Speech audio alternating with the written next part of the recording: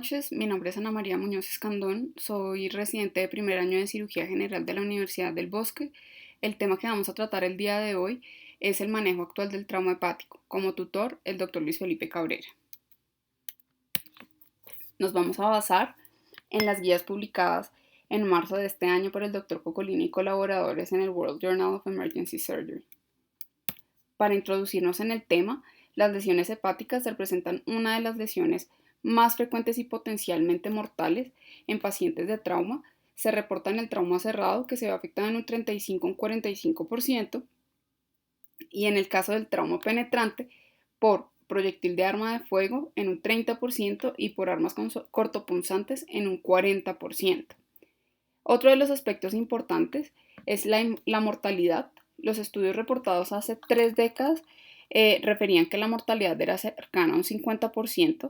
Actualmente, con las nuevas herramientas diagnósticas y avances terapéuticos, esta mortalidad ha disminuido hasta un 10 a un 20%. Sin embargo, aún persiste una mortalidad aproximada del 54% en caso de lesiones hepáticas de alto grado, siendo la principal causa la exsanguinación. Estos dos artículos hacen una revisión sobre la evolución en el manejo del trauma hepático. La imagen de la izquierda hace una referencia a la distribución en los casos de trauma hepático en los 25 años de estudio. Ellos que encontraron que efectivamente había un ascenso en el trauma, sin embargo que esto era a expensas del trauma cerrado. Desde 1965 se vienen haciendo reportes de trauma hepático, haciendo énfasis en el manejo quirúrgico como el manejo de elección, a pesar de que tuvieran tasas de mortalidad hasta del 55%.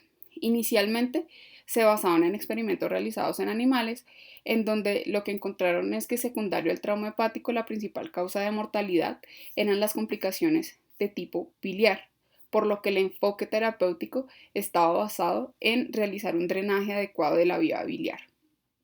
Hasta 1970 se reconsidera ese enfoque de la vía biliar como la causa de mortalidad y se hace un cambio por el tema de la exsanguinación y el sangrado, de tal forma que se empiezan a abandonar los abordajes enfocados en vía biliar por abordajes que se enfocaran en el control del sangrado. Es hasta 1985 que se realiza la primera publicación sobre el manejo no operatorio en pacientes pediátricos, pero para esa época se consideraba que era un método que no tenía suficiente evidencia y debía hacerse con precaución.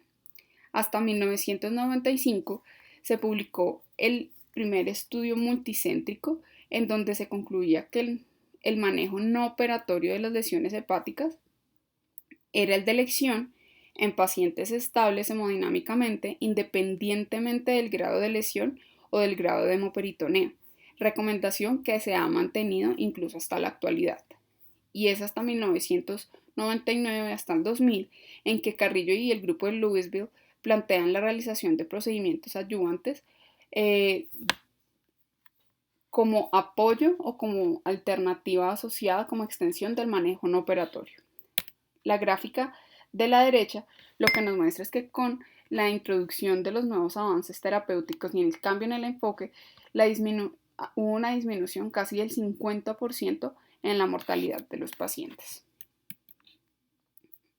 Es de vital importancia que todo cirujano que trate pacientes de trauma hepático tenga un conocimiento exhaustivo de la anatomía del hígado para un manejo quirúrgico exitoso.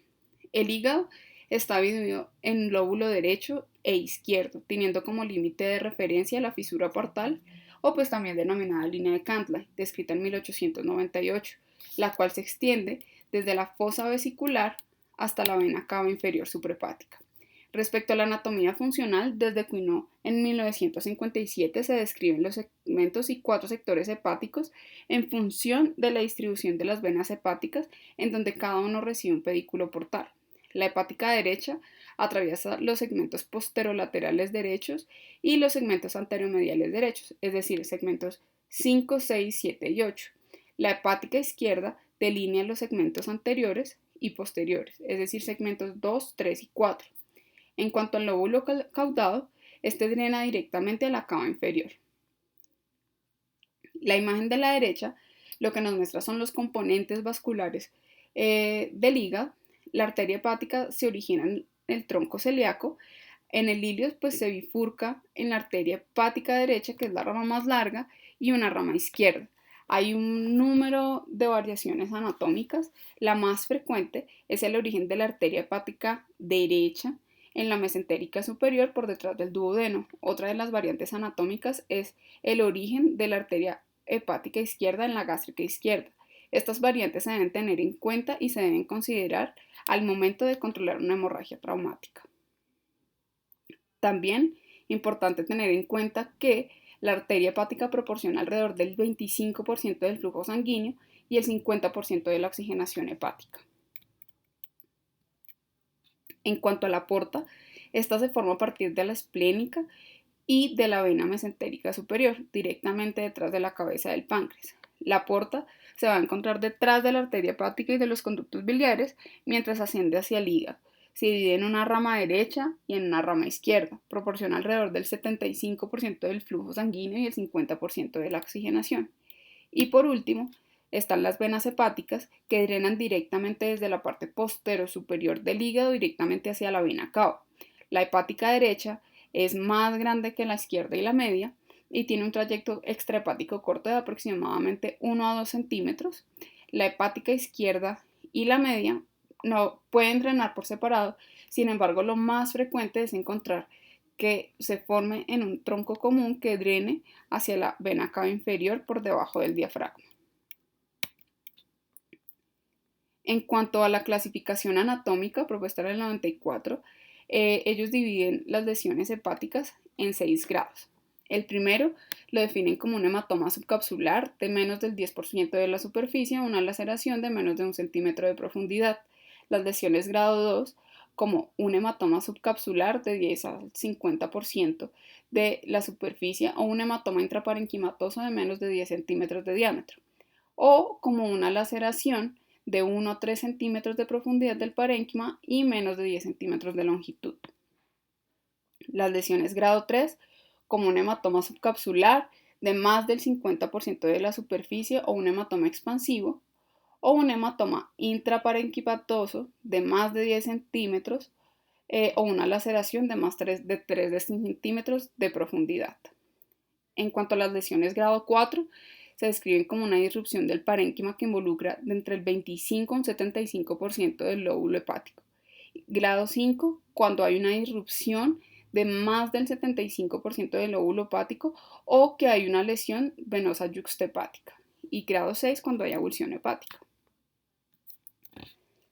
La guía lo que propone es una clasificación que no solo evalúe los componentes anatómicos, sino que tenga en cuenta también parámetros hemodinámicos. ¿Por qué incluir un parámetro hemodinámico? Entonces, porque a pesar de que muchas veces las lesiones de alto grado terminan requiriendo algún procedimiento o alguna intervención quirúrgica, los reportes de casos y series de casos documentan que hay un porcentaje significativo de pacientes que a la evaluación inicial se encuentran estables hemodinámicamente y que se deben considerar para un manejo no operatorio. ¿En qué consiste esta clasificación? Entonces ellos dividen dependiendo del grado de lesión, en grado 1, grado 2, grado 3 y grado 4. El grado 1 como una lesión AST de 1 a 2, estando el paciente estable hemodinámicamente. La grado 2 como una lesión AST grado 3, una grado 4 como una lesión AST grado 4, grado 5. Y una lesión grado 4 es un AST con cualquier grado de lesión anatómica, pero que el paciente esté inestable hemodinámicamente. En cuanto al diagnóstico, el primer punto es el examen físico. El valor del examen físico se suele subestimar. Hay hallazgos que con parámetros como los signos vitales pueden indicar alguna complicación abdominal. Un examen físico realizado con detenimiento sigue siendo uno de los métodos más importantes para determinar la necesidad de una laparotomía exploratoria. Varios estudios han destacado los problemas relacionados con la exploración física en el trauma abdominal cerrado. El primero es un estudio retrospectivo realizado por el Dr. Schuring y el segundo es un estudio prospectivo realizado por el Dr. Ertekin y colaboradores, en donde se demostró que la exploración física pues posiblemente no es fiable para evaluar afectación de órganos abdominales en pacientes politraumatizados o en pacientes con trauma craneoencefálico, en donde no es posible hacer un examen físico fiable. Sin embargo, el examen repetido complementado con imágenes diagnósticas y estudios paraclínicos juega un papel clave en la toma de decisiones terapéuticas, evitando así laparotomías no terapéuticas y laparotomías en blanco. Como componente integral de la evaluación del paciente de trauma, encontramos el FAST. Se caracteriza pues, por ser un estudio que es rápido y fácilmente adaptado al paciente de trauma. La mayoría de autores describen que tiene una sensibilidad entre el 80 y 85% y una especificidad entre el 97 y el 100%. Sin embargo, esto puede variar de acuerdo al mecanismo del trauma. Se describe que por lo menos en casos de trauma penetrante, la sensibilidad puede variar entre un 28 a un 100%. Es por eso que un estudio negativo no excluye que haya una hemorragia intraabdominal. En cuanto a sus limitaciones, pues tener en cuenta que es un estudio que es operador dependiente, que puede haber falsos negativos y que adicionalmente se ve limitado en caso de pacientes obesos, pacientes con enfisema subcutáneo, entre otros. La imagen de la derecha lo que nos muestra son los focos en donde, o pues los puntos de evaluación durante el FAST, enfocados en hígado, entonces hablamos del cuadrante superior derecho. El transductor, como se ve en la imagen, se debe colocar por encima de la línea axilar media entre el séptimo y octavo arco costal. Esta ventana nos va a permitir evidenciar o evaluar si hay líquido en el área perihepática y en el receso hepatorrenal. Asimismo, también nos va a permitir evaluar parénquima hepático y de estructuras adyacentes. Como podemos ver en la imagen inferior, este es un FAST pues, normal, en donde podemos ver que no hay líquido libre, que comparado con esta, entre el hígado y el riñón se visualiza un área hipoecoica o anecoica en comparación con el órgano sólido que sugiere hemoperitoneo. En comparación con el lavado peritoneal, esta técnica se ha visto en desuso desde la introducción del FAST. La recomendación es realizarlo como un método diagnóstico en instituciones de bajos recursos o en donde no esté disponible un tomógrafo o un ecógrafo. En cuanto a la tomografía computarizada, se considera el gold estándar en el trauma hepático. Se describe que tiene una sensibilidad y especificidad alta entre el 96 al 100%, que puede variar un poco en trauma penetrante. Está indicado en todo paciente que está estable hemodinámicamente, en el paciente estabilizado y en el caso de paciente respondedor transitorio bajo la supervisión de un equipo de trauma. Dentro de los aspectos técnicos a considerar es que en la mayoría de los casos se requiere contraste IV. En cuanto a las fases de adquisición de las imágenes, no hay un protocolo que estandarice en casos de trauma hepático o de trauma cuál es la fase ideal o la fase en la que se debe tomar. Sin embargo, sí se ha encontrado que cuando se realizan múltiples fases, hay un mejor rendimiento diagnóstico para la identificación de lesiones vasculares, específicamente para diferenciar entre una lesión arterial de una lesión venosa. Haciendo énfasis más que todo y enfocándonos en hígado, la fase portal es la ideal para la detección de lesiones parenquimatosas y en cuanto a la fase tardía, es útil en pacientes respondedores transitorios en quienes no se logra un realce arterial adecuado en una fase arterial estándar. ¿Qué podemos ver en el TAC? Entonces, uno de los hallazgos puede ser una laceración. Esto se puede ver como un área de hipoatenuación, como podemos ver en la imagen, lineal o curvilínea sobre un parénquima que realza homogéneamente durante una fase venosa portal. Cuando hay laceraciones más complejas, se pueden ver como con una morfología irregular, ramificada o también las describen estrelladas. En algunos artículos las describen como engarra de oso. En cuanto a las hematomas, entonces al ser una acumulación de sangre entre el parénquima y la cápsula, se suelen ver como semilunas hacia la periferia de márgenes lisos y bien delimitadas, que pueden ejercer como un efecto de masa sobre el parénquima subyacente. Dentro del grupo de los hematomas también tenemos los hematomas intraparenquimatosos, que se visualizan como colecciones hipodensas de forma pues, irregulares o redondeadas dentro del parénquima, con un realce homogéneo en fase portal, como podemos ver y señala la flecha.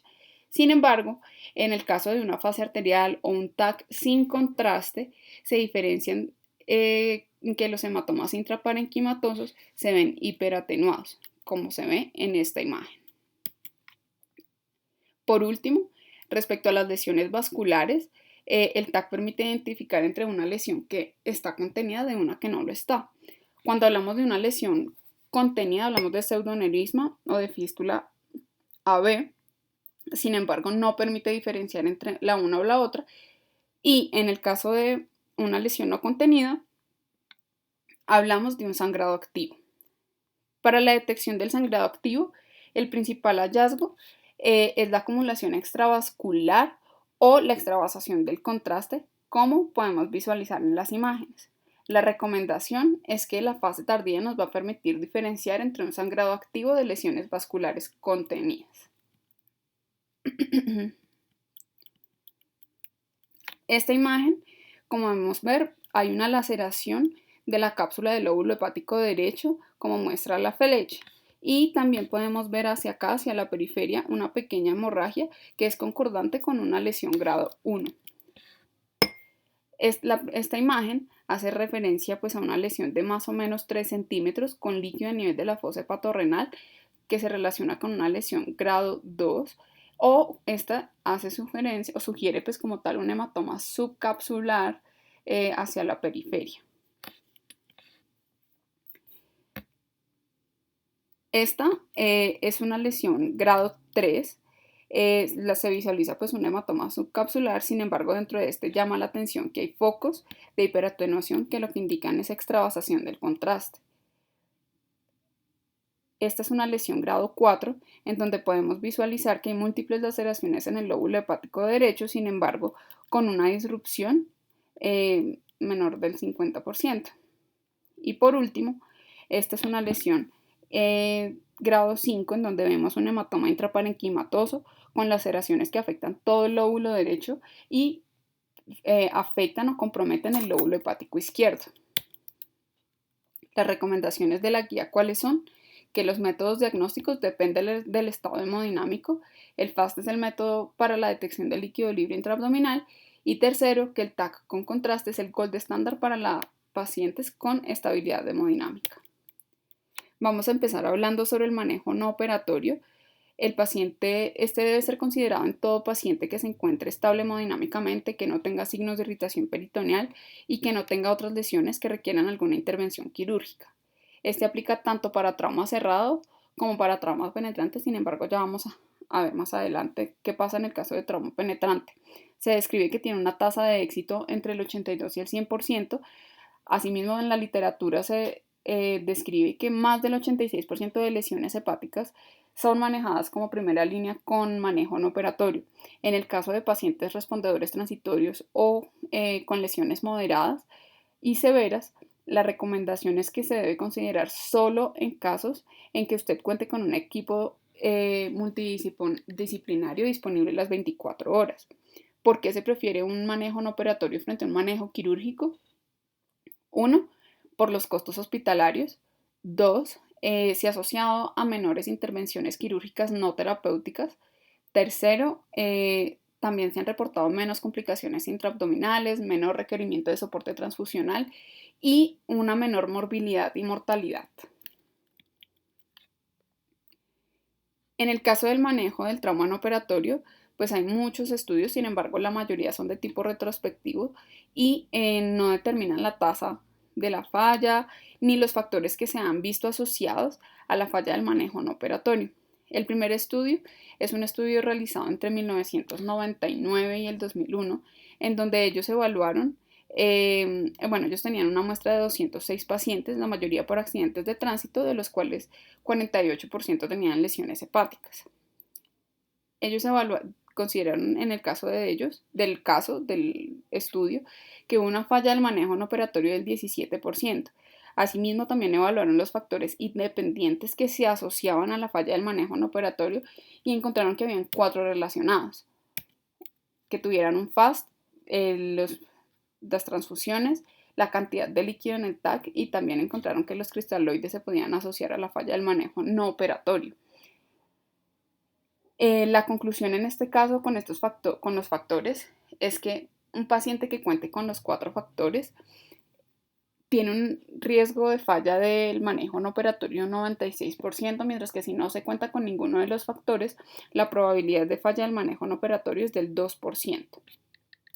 Asimismo, que encontraron que en la mayoría de los casos de pacientes que fallaba el manejo, era por causas no relacionadas con el órgano, con el hígado.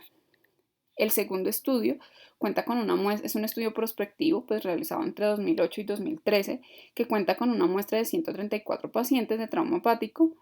Ellos lo que hicieron fue evaluar la mortalidad y morbilidad asociada, más que todo relacionado con las complicaciones. Encontraron que la falla del manejo no operatorio en este estudio era del 5% y que la probabilidad de falla del manejo no operatorio por causas hepáticas era un 6.5%. Eso más que todo por abscesos, por necrosis hepática, por complicaciones biliares o por complicaciones no hepáticas, como eran lesiones de víscera hueca o lesión de otros órganos abdominales que no se hubieran identificado inicialmente. Por último, esta es una revisión sistemática que tuvo en cuenta pues, estudios realizados desde el 94 hasta el 2010. Ellos describen que la falla del manejo no operatorio era del 9.5%, que comparado con lo publicado en el 95 era del 20 al 50%, que pues efectivamente hubo una disminución, eso más que todo por los avances terapéuticos. Asimismo, el objetivo también fue evaluar los factores que se asociaban a la falla del manejo no operatorio, encontrando que solo 6 tenían un valor que era estadísticamente significativo y que tenían un impacto. Uno de estos pues, era la presión arterial sistólica por debajo de 90, una reanimación hídrica, las transfusiones, los signos de irritación peritoneal, el ISS y una lesión intraabdominal asociada. Respecto a los puntos de corte en reanimación hídrica o pues la administración de cristaloides, no determinan un punto de corte a partir del cual, a partir de qué volumen se asocia a mayor falla.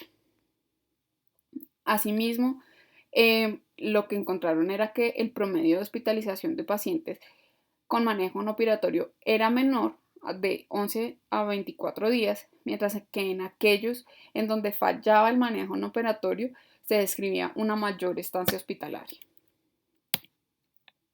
En el caso de trauma penetrante, debe ser selectivo respecto a qué pacientes son seleccionados para un manejo no operatorio.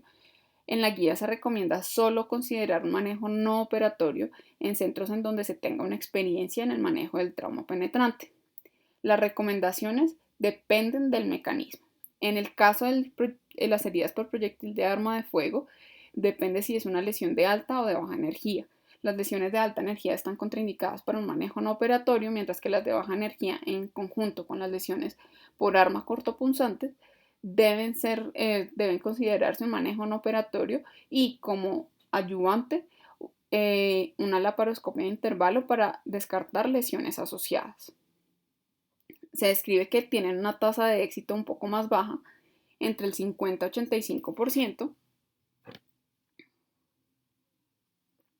y que en el 90% en algún punto requieren alguna intervención.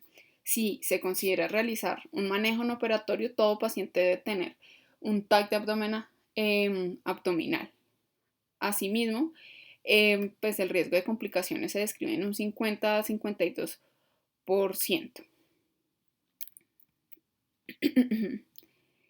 Este es un resumen de los estudios publicados en el manejo del no operatorio en lesiones por arma de fuego, por proyectil de arma de fuego. Entonces, los primeros 3 estudios de la derecha son estudios prospectivos realizados en pacientes con trauma penetrante y con lesiones hepáticas secundarias. El de la derecha es una revisión sistemática que tuvo en cuenta 16 estudios prospectivos y 6 estudios retrospectivos en donde se incluían 18.602 pacientes.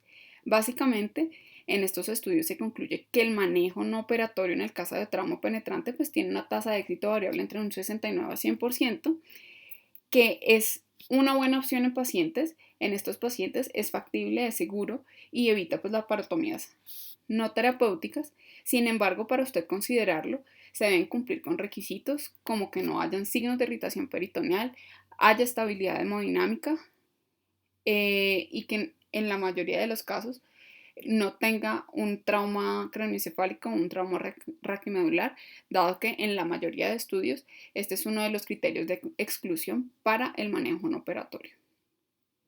En el caso de que hayan lesiones que impidan un examen clínico seriado del abdomen o si se cuenta con una imagen pues con un TAC que muestra una lesión de víscera hueca, son una indicación para la parotomía, incluso en ausencia de signos clínicos. Algo de lo que también evaluaron fueron los factores asociados a la falla del manejo no operatorio y que encontraron, pues no hay como muchos factores asociados. Sin embargo, encontraron que por lo menos los pacientes que tenían una lesión de pared abdominal anterior tenían mayor probabilidad de falla que los de lesiones posteriores.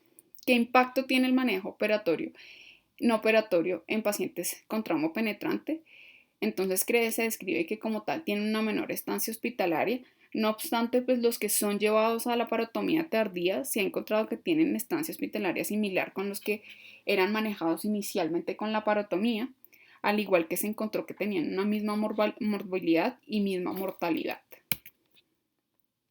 Entonces, como ya les había mencionado, las contraindicaciones para el manejo no operatorio, pues que tengan signos de irritación peritoneal, que tengan hallazgos que sugieran una perforación de víscera hueca, que tengan un trauma penetrante de alta energía y un caso especial, en la mayoría, un caso especial es el neurotrauma, en donde pues es un tema controversial porque los pacientes de neurotrauma o pues con trauma raquimedular o con trauma craneoencefálico severo requieren de perfusiones cerebrales un poco más altas y presiones arteriales sistólicas más altas, por lo que en la mayoría de estudios de trauma hepático los excluyen, por lo que se requiere actualmente mayores estudios que evalúen trauma hepático en el contexto de un paciente con trauma, con neurotrauma. Pero entonces, ¿de qué consta el manejo no operatorio? En la actualidad hacen falta protocolos que evidencien cuál debe ser con exactitud el manejo que se le debe dar. Se tiene presente que es un manejo multidisciplinario en el cual se debe hacer un seguimiento clínico, biológico y radiológico. ¿De qué consta? De un monitoreo continuo en UCI, de química sanguínea, de transfusiones, de estudios radiológicos, la angiografía y embolización como un estudio de extensión, de la paroscopia, en el caso del trauma penetrante para descartar lesiones asociadas y de procedimientos endoscópicos en caso de complicaciones. ¿Cuánto tiempo pues debe durar el manejo no operatorio? No hay puntos de corte. No hay un punto de corte para determinar que el manejo operatorio pues falló. Sin embargo, pues lo que se debe hacer es individualizar cada caso.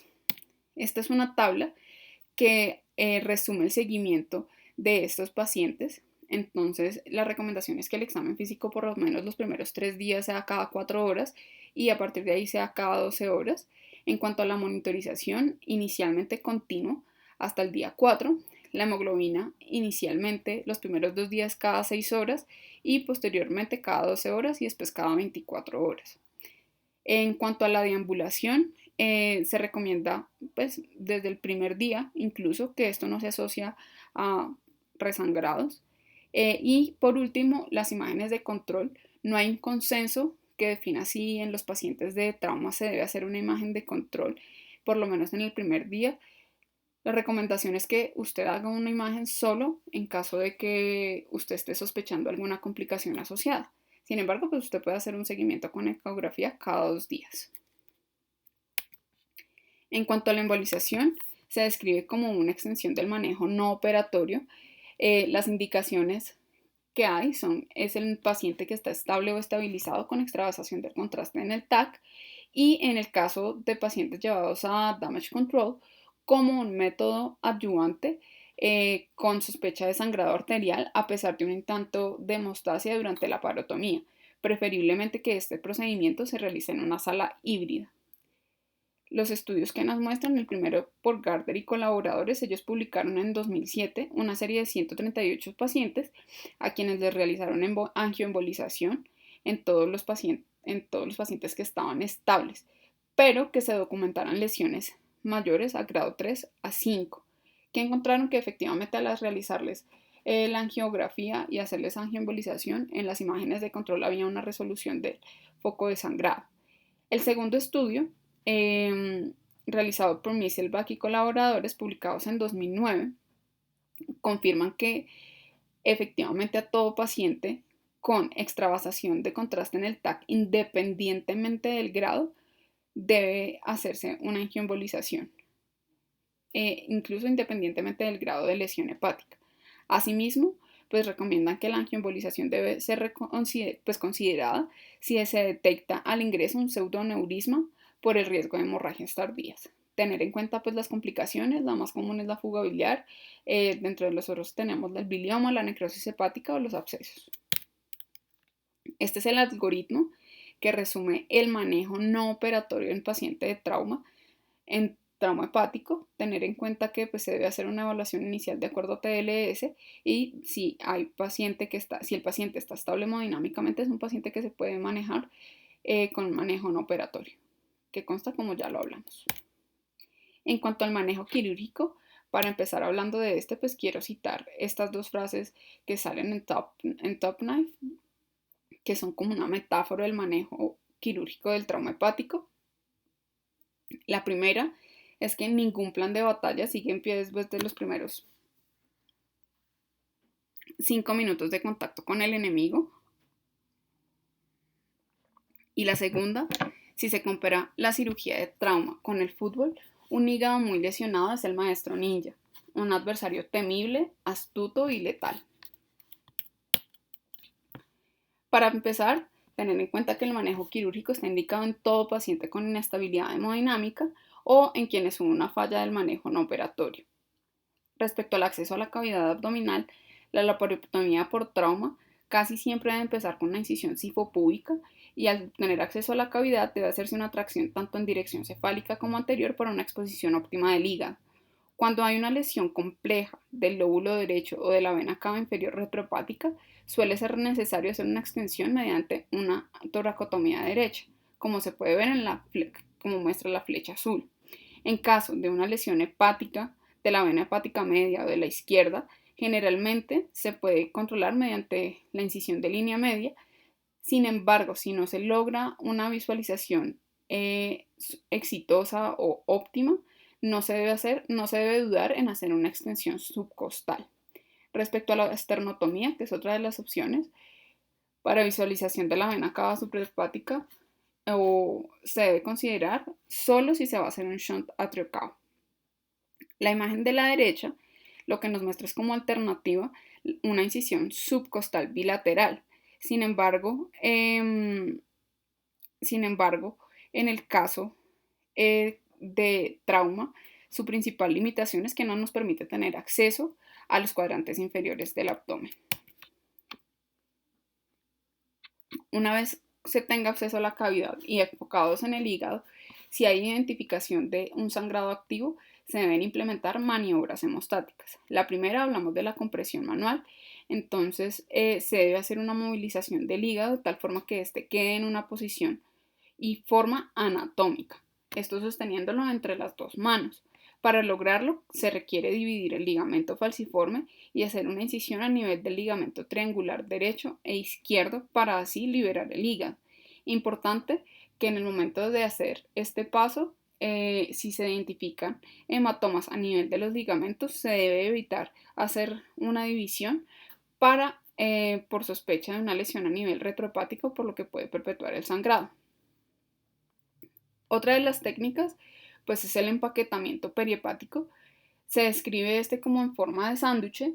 Entonces se debe hacer un empaquetamiento por encima del hígado hacia posterior y por debajo del hígado, del lóbulo hepático lesionado, de tal forma que se generen dos vectores de presión que compriman el tejido lesionado. Importante evitar una compresión excesiva, ya que puede generar compresión de la vena cava y como consecuencia disminuir el retorno venoso. Si a pesar de estas maniobras persiste el sangrado, se puede considerar realizar una maniobra de Pringle,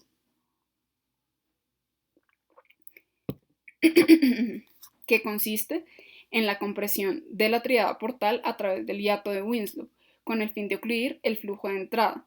Esto se logra pues con un clamp vascular atraumático o con un torniquete tipo Rumel. Tener en cuenta que esta es una maniobra que es diagnóstica y al mismo tiempo terapéutica, ya que me permite diferenciar entre un sangrado proveniente del flujo de la arteria hepática de la porta versus una lesión a nivel retrohepático. ¿Cuánto tiempo se puede dejar clampeado? Entonces se puede mantener hasta 15 minutos. En pacientes que están estables hemodinámicamente se describe que hasta 1 hora. Sin embargo, hay estudios que recomiendan que para evitar la lesión de isquemia reperfusión se hagan periodos o pues intervalos de 15 minutos de clampeo con 5 minutos en que se libere este clamp.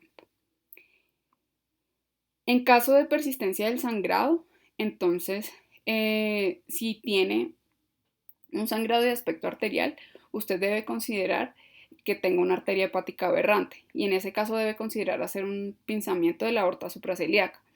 En el caso de que persista el sangrado, sin embargo, es aspecto oscuro, usted debe sospechar una lesión venosa retrohepática. Otra de las técnicas que también se han implementado es el torniquete hepático. Sin embargo, pues este consiste en colocar un drenaje de Penrose rodeando el hígado tras su movilización cerca de la división anatómica entre el lóbulo derecho y el izquierdo, apretándolo hasta que pues, se da la hemorragia. Esta es una maniobra que se desarrolló en los 80 por el doctor Peñalosa. En la actualidad no hay evidencia que soporte su uso en pacientes de trauma, la mayoría son estudios en resecciones hepáticas oncológicas. En el caso de identificar lesiones vasculares, entonces si usted tiene una lesión en la arteria hepática, usted debe hacer pues, el control proximal y distal y hacer el reparo primario. Si esto como tal no es posible, usted puede hacer una ligadura de la arteria, sin embargo, pues se debe hacer un esfuerzo para hacer una ligadura selectiva. Sí, debe ligarse toda la arteria hepática, entre más proximal, pues mejor. Si usted va a hacer una ligadura de la arteria hepática derecha, la recomendación es la realización de una colecistectomía con el fin de evitar una necrosis de la vesícula biliar.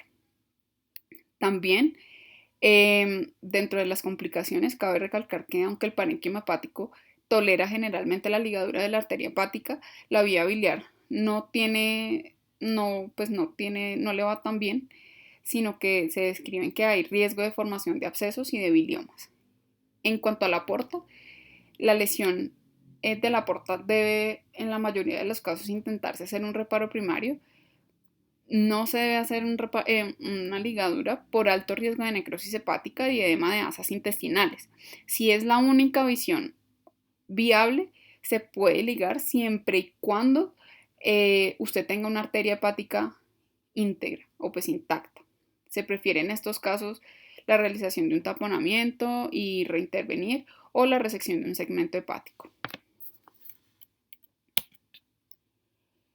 En el caso de las lesiones en el parénquima hepático que sean visibles, inicialmente usted puede considerar realizar una colocación de agentes hemostáticos, electrocauterio o en muchos casos usted puede electrocoagulación o realizar hepatorrafia sobre el mismo eje de la lesión. En el caso de lesiones profundas, en muchos casos pues no resuelve con las maniobras iniciales y usted debe considerar realizar una hepatotomía o un finger fracture. Esto se logra pues separando cuidadosamente los bordes del hígado fracturado para exponer la profundidad de la herida, al mismo tiempo que usted va ligando los vasos que van sangrando y en el caso de visualizar la lesión vascular y si es posible el reparo, pues realizarlo. Otra de las técnicas es el taponamiento con balón. Esta se usa cuando es una lesión profunda en un trayecto de difícil acceso, que consiste en que con una sonda Blakemore o con varias sondas Foley o con un guante quirúrgico hacer pues un tapón que vaya a través del trayecto penetrante y genere compresión interna. Este es un estudio retrospectivo que pues, fue llevado a cabo entre 2000 y 2015 en pacientes de trauma penetrante. 279 tenían una lesión hepática, de los cuales 9 fueron candidatos al taponamiento con balón. Ellos que encontraron que pues como tal el cirujano debe estar preparado para realizar esta maniobra, dado que esto puede marcar la diferencia entre un paciente que viva y un paciente que no. Asimismo que recomiendan que en centros donde no tienen tantos recursos se puede hacer un drain con eh, un Penrose como un tapón artesanal. Respecto a las resecciones hepáticas, cuando hay un trauma hepático severo, el tejido pues normalmente puede estar friable o parcialmente devascularizado hacia la periferia o dentro de una laceración hepática. Inicialmente se hacían resecciones anatómicas, que implica hacer la resección a lo largo de los planos anatómicos estándar, es decir, teniendo en cuenta que una hepatectomía derecha consistía en los segmentos 5, 6, 7, 8, una extendida 4, 5, 6, 7, 8, una izquierda que incluía 2, 3 y 4 y una izquierda extendida que tuviera del 2 al 4 y el 5 y el 8. Sin embargo, pues se ha asociado a altas tasas de mortalidad. Esto asociado que pues el tiempo que se toma y la magnitud de la cirugía va en contra de los principios de la cirugía conservadora y la cirugía de damage control. Es por eso que las resecciones anatómicas se han abandonado y pues más o menos lo que se describe que se hacen como en un 2 a un 4% del trauma hepático mayor. En el caso de las resecciones anatómicas se hace la resección del parénquima desvitalizado utilizando la línea de lesión como límite de referencia en lugar de utilizar los planos anatómicos estándar.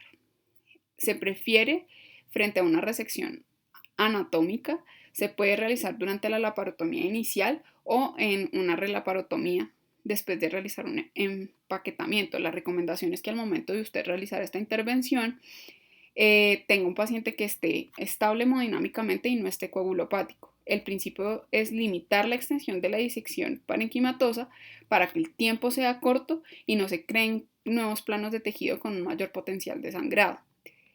Se deben evitar las recomendación es que se deben evitar las resecciones hepáticas durante el primer abordaje y solo considerarlas en reintervenciones.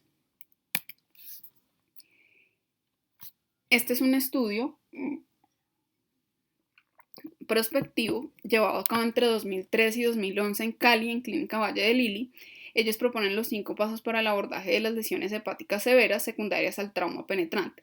Tenían en total 538 pacientes, de los cuales 146 tenían lesiones hepáticas y de estos grado 1 y grado 2 el 40% y el restante, el 60%, lesiones mayor al grado 3. Ellos que evaluaron más que todo pues la mortalidad. Los 5 pasos que ellos plantean es paciente que tenga signos de irritación peritoneal, inestabilidad hemodinámica, es llevado a una laparotomía.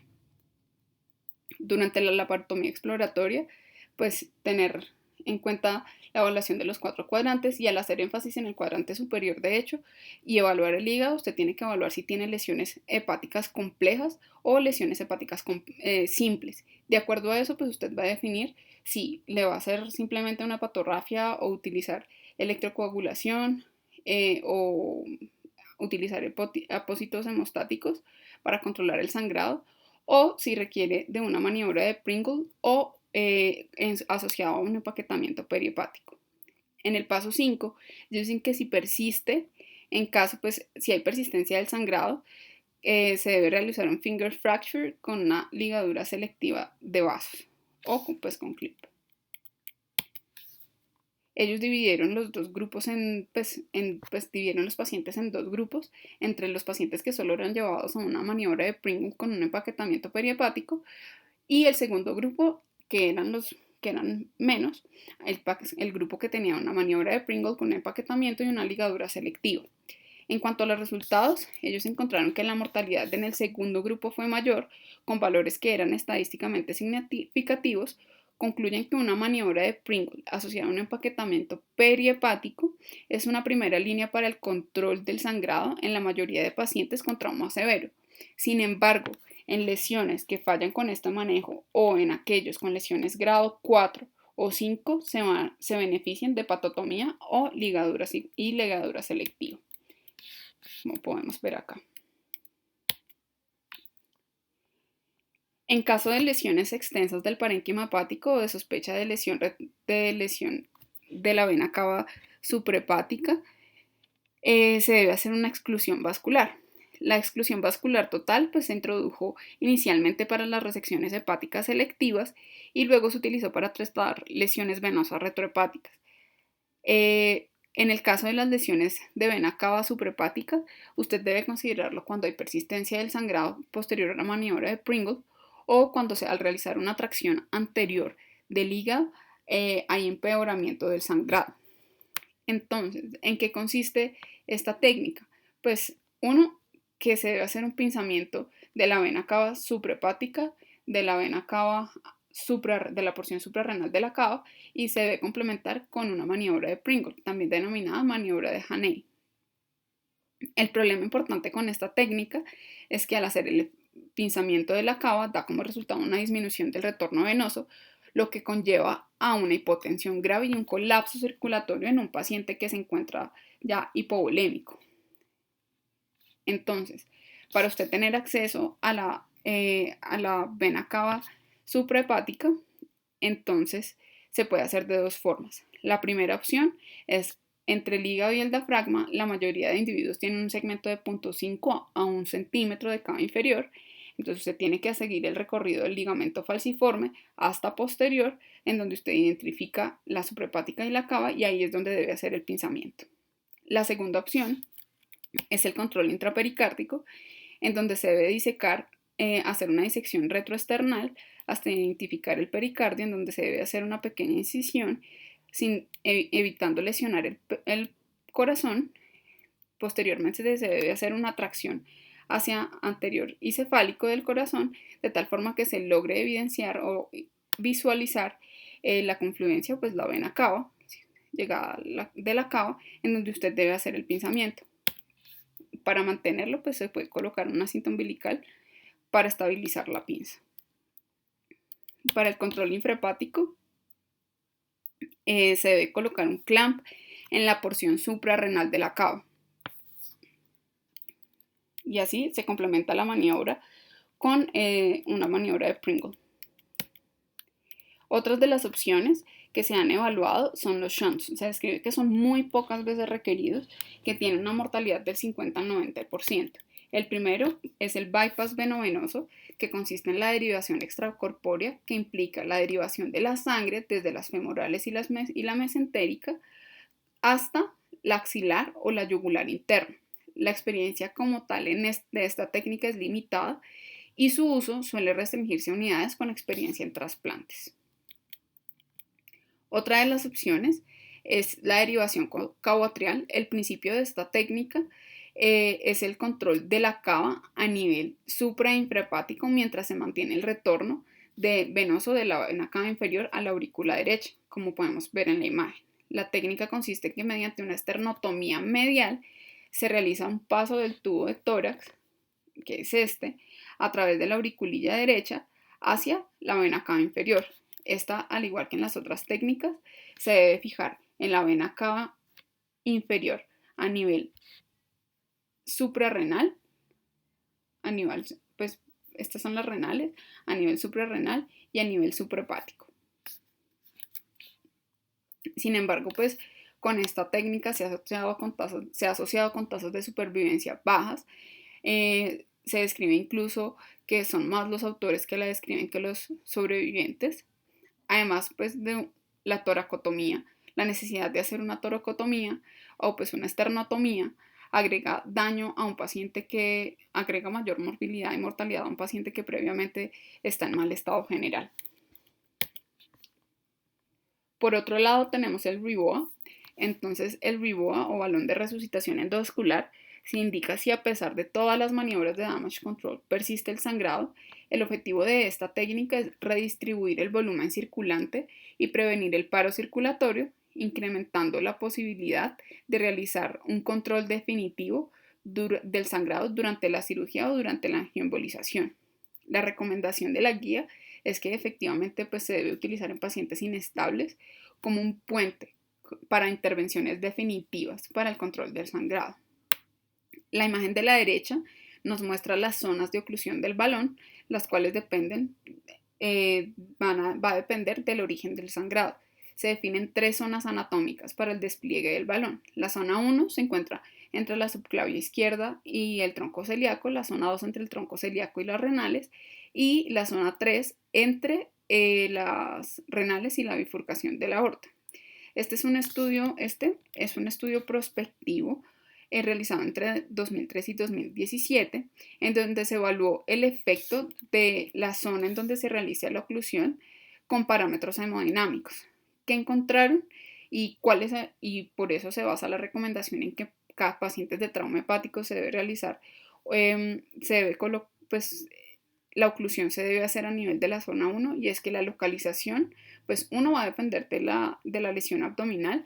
Sin embargo, la zona 1 promueve el máximo soporte hemodinámico y la mayor posibilidad de estabilizar pacientes, como podemos ver acá comparado con la zona 3. Estos 3 estudios son como los que más han evaluado el RIBOA. El primer estudio fue publicado en 2016. Este es un estudio prospectivo donde se evaluaron 114 pacientes en quienes se realizó una oclusión aórtica, de los cuales 46 fueron por RIBOA y 46 fueron por oclusión aórtica abierta.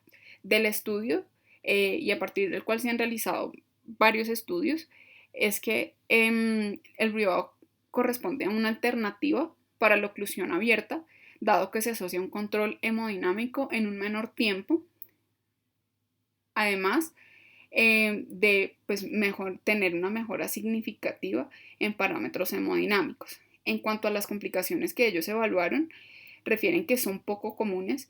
Incluso reportan que la isquemia de miembros inferiores es de un 0% y que lo más alto es embolismos en un 4.3%.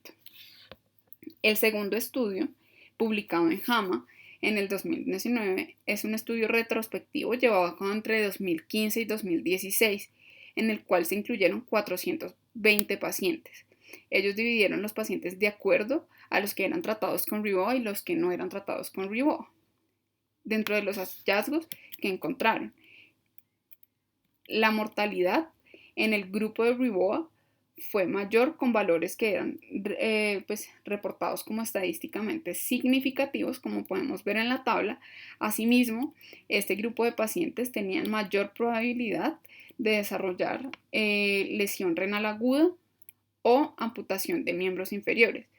Sin embargo, dentro de las limitaciones de este estudio, no tienen identificadas las zonas en donde se realizó la oclusión, al igual que no identifican el tiempo de oclusión aórtica, que incluso puede estar relacionado con las complicaciones aportadas o relacionadas como estadísticamente significativas. El tercer estudio es un estudio retrospectivo en donde se compara la realización del RIBOA en urgencias versus en salas de cirugía. Se evaluó en estos casos, primero, la mortalidad y 2, las complicaciones asociadas. Entre estas, lesión renal aguda, requerimiento transfusional y tiempo de oclusión. De este artículo o de esta revisión se concluye que el RIBOA en salas de cirugía no se asocia a una mayor mortalidad. El tiempo de control de la hemorragia suele ser mayor, a pesar de que el tiempo para controlar la hemorragia sea mayor en salas de cirugía. Asimismo, que encontraron que no había una relación entre el RIBOA con la lesión renal aguda, y que sí se asociaba a un menor requerimiento de soporte transfusional. Por último, este es un estudio publicado en la Revista Colombiana de Cirugía en el 2019, con datos recolectados entre 2014 y 2017 en Cali. Este incluía 70 pacientes, 27 considerados en riesgo de shock hemorrágico, más que todo en embarazadas, y 43 pacientes con shock hemorrágico secundario a trauma. En el caso del grupo de trauma, el balón lo alojaron en la mayoría de los casos en la zona 1. El tiempo de oclusión promedio fueron 41 minutos con un rango de 25 a 60 minutos. Se concluye en este estudio que mediante la reanimación endovascular con balón se produce un aumento de más del 50% en las cifras de presión arterial sistólica después de su colocación, una reducción en el SOFA en el día 2, en el día 3 y en el día 5, y una proporción de mortalidad que es del 30,2%. Entonces, a modo de conclusión, pues se deben establecer cuáles son las variables clínicas que podrían en algún momento ayudar a identificar de forma más temprana quiénes se benefician de esta intervención, así como aclarar si efectivamente el REVOA en qué tiempo de su realización se asocia a mayor mortalidad, dado que en la mayoría de estudios no determinan si es en área de urgencias o si lo realizan en salas de cirugía y quién es el que realiza el procedimiento, dado que, por ejemplo, en el primer estudio la oclusión aórtica la realizaban eran los fellow o el residente, mientras que el igual lo hacía, ejemplo, el cirujano vascular, más que todo. En conjunto con la oclusión, el balón de oclusión endovascular de la aorta, se plantea también la exclusión de la vena cava simultánea. Respecto a esta técnica, la mayoría de estudios reportados, como podemos ver acá, se basan en modelos animales, en donde concluye que la técnica se debe considerar a futuro como una herramienta pues, adicional. Sin embargo, pues hacen falta estudios clínicos que soporten su uso. Respecto a las técnicas que complementan el espectro de alternativas quirúrgicas disponibles para el manejo del trauma hepático está el trasplante hepático, esto más que todo en casos de avulsión o lesiones hepáticas de alto grado. Este es un estudio retrospectivo multicéntrico realizado entre el 87 y 2013 en donde se evaluó la mortalidad y la falla del injerto. Dentro de los resultados ellos que encontraron que la mortalidad era del 42,5% y que la falla del injerto era del 46,6%. Uno de los factores independientes que asociaban a una mayor mortalidad era hacer un clampeo sin tener un bypass venovenoso. Y en cuanto al grado de lesión hepática, como podemos ver en la tabla de la derecha, pues de la derecha a la inferior, las lesiones superiores al grado 4 aumentan la mortalidad y riesgo a falla del injerto, además de que eran la principal indicación de trasplante. Adicionalmente, que la principal causa de mortalidad en este estudio era pues causas infecciosas. Asimismo, lo que concluyen en estos casos es que un ISS inferior a 33 puede ser útil para la selección de pacientes para trasplante hepático. Este es el algoritmo que resume el manejo quirúrgico en los pacientes. Entonces es el resumen de todo lo que ya les mencioné.